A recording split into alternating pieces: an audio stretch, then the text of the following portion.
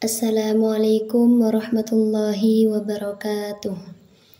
Bismillahirrahmanirrahim. Alhamdulillahirabbil alamin. Assalatu wassalamu ala asyrafil anbiya'i wal mursalin sayyidina Muhammadin wa ala alihi wa sahbihi ajma'in, amma ba'du. Yang kami hormati Bapak Dosen Fikri Fahrihin selaku pembimbing kami dalam matkul ilmu kalam, dan yang kami hormati seluruh teman-teman kelas 2B baik dari prodi PAI maupun dari prodi PBA.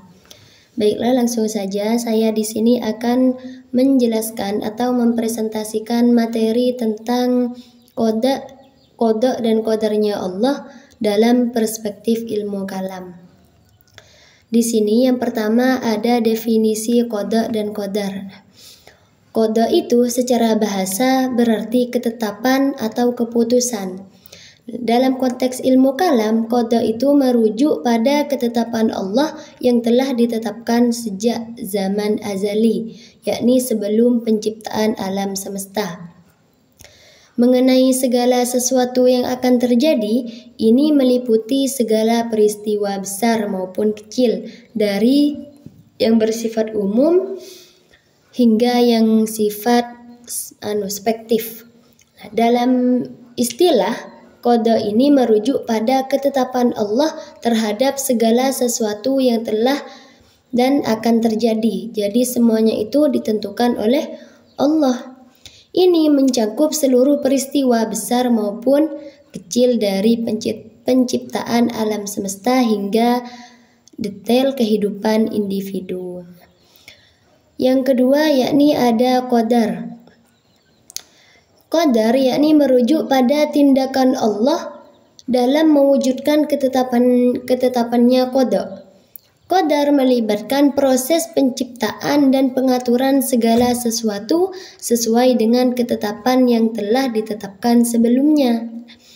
Ia mencakup bagaimana Allah Subhanahu wa Ta'ala itu menjalankan kehendaknya dalam realitas, melibatkan sebab akibat yang telah ditentukannya.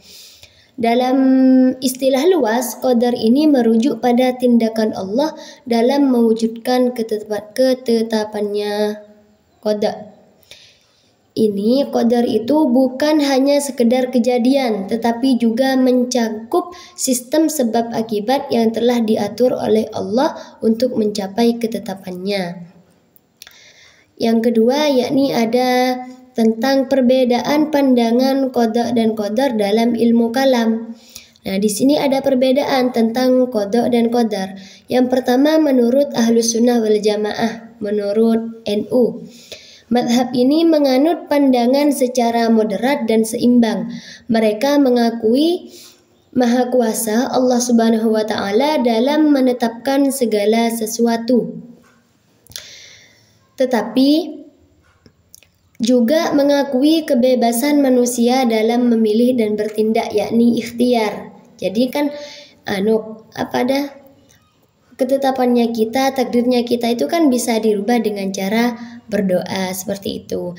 Kebebasan manusia ini bukanlah pertentangan dengan qada dan qadar, melainkan merupakan bagian integral dari rencana Allah. Mereka menolak ekstrim Jabariyah dan Qadariyah. Yang kedua yakni ada pemikiran dari Jabariyah. Yang pertama Ahlus Sunnah wal Jamaah, yang kedua tentang menurut Jabariyah. Aliran Jabariyah ini berpendapat bahwa manusia itu tidak memiliki kebebasan sama sekali. Segala sesuatu termasuk perbuatan manusia telah ditentukan sepenuhnya oleh Allah. Manusia itu hanya bisa sebagai alat yang digerakkan oleh kehendak Allah. Pandangan ini dianggap ekstrim dan bertentangan dengan ajaran Islam yang menekankan tanggung jawab moral manusia.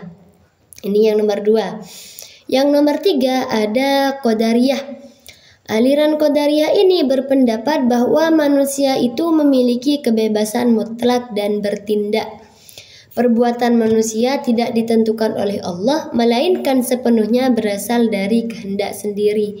Mereka menolak konsep qada dan qadar sebagai bentuk penentuan ilahi. Ini dari Qadariyah. Pandangan ini juga dianggap ekstrim karena mengabaikan peran Allah dalam menciptakan penciptaan dan pengaturan alam semesta. Ini berbeda sekali ini. Dan di sini juga ada tentang implikasi qada dan qadar terhadap kehidupan. Pemahaman yang tepat tentang qada dan qadar itu yang memiliki implikasi yang signifikan terhadap kehidupan seorang muslim. Yang pertama, yakni untuk meningkatkan ketaatan dan kepasrahan. Yakni penerimaan terhadap qada dan qadar itu mendorong sikap taat dan pasrah kepada Allah. Segala peristiwa baik suka maupun duka dianggap sebagai ujian dari Allah, dianggap sebagai takdir dari Allah. Kita harus selalu berpikir positif. Semisal, kita ditakdirkan oleh Allah misal ditakdirkan jatuh dari pohon. Tapi tidak apa-apa, cuma jatuh dari pohon. Kita juga harus bersikap positif. Alhamdulillah Allah itu masih menakdirkan saya jatuh dari pohon, bukan kecelakaan seperti itu. Jadi harus dianggap positif. Semua yang kita jalani itu adalah yang terbaik menurut Allah. Yang kedua yakni mendorong usaha dan doa. Meskipun segala sesuatu telah ditentukan, manusia itu tetap diwajibkan untuk berusaha dan berdoa. Usaha merupakan bagian dari qadar, sedangkan doa merupakan bentuk ikhtiar untuk memohon pertolongan dan petunjuk dari Allah. Jadi setiap perbuatan itu harus disertai dengan usaha dan doa.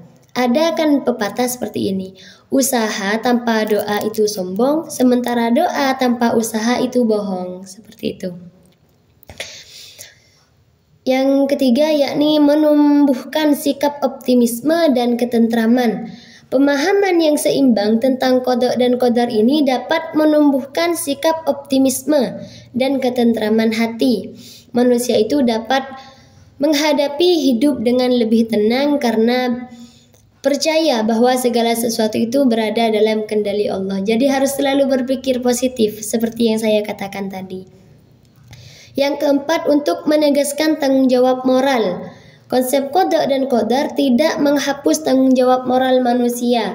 Manusia memiliki tanggung jawab atas perbuatannya di hadapan Allah. Jadi setiap apa saja yang dilakukan, baik itu hal baik ataupun hal buruk, itu akan ada pertanggungjawabannya. Yang kelima, menumbuhkan sikap optimisme, yakni keyakinan bahwa segala sesuatu telah diatur oleh Allah, dapat menumbuhkan optimisme. Yang keenam, mencegah sifat takabur. Memahami qada dan qadar dapat mencegah sifat takabur, yakni sombong. Kesuksesan dan kegagalan tidak lagi dilihat sebagai hasil usaha manusia semata, melainkan sebagai dari rencana Allah Subhanahu wa ta'ala. Hal ini mendorong rasa rendah hati dan ketergantungan kepada Allah. Kita untuk menjaga hati itu sangat sulit. Menjaga hati agar tidak bersikap sombong. Jadi seperti yang telah dijelaskan tadi, semuanya harus diterapkan. Harus berdoa, berusaha melakukan hal yang sekiranya tidak menimbulkan sombong. Juga berdoa agar ya Allah, jauhkanlah hati hamba dari sifat sombong, ria, iri dengki, seperti itu. Yang ketujuh, menghindari ekstrim, yakni pemahaman yang seimbang tentang qada dan qadar penting untuk menghindari ekstrim. Baik Jabariyah, yakni menolak kebebasan manusia, maupun Qadariyah menolak takdir. Dan keseimbangan antara kebebasan manusia dan ketetapan Allah itu harus dijaga. Dan di sini ada kesimpulan dari yang telah saya katakan tadi, yang telah saya jelaskan tadi. Kesimpulannya yakni qada dan qadar itu merupakan konsep yang kompleks dan mendalam dalam Islam. Pemahaman yang tepat memerlukan kajian yang mendalam dan pemahaman yang seimbang antara ketetapan Allah dan kebebasan manusia. Ilmu kalam telah memberikan kontribusi besar dalam memahami dan menjelaskan konsep ini.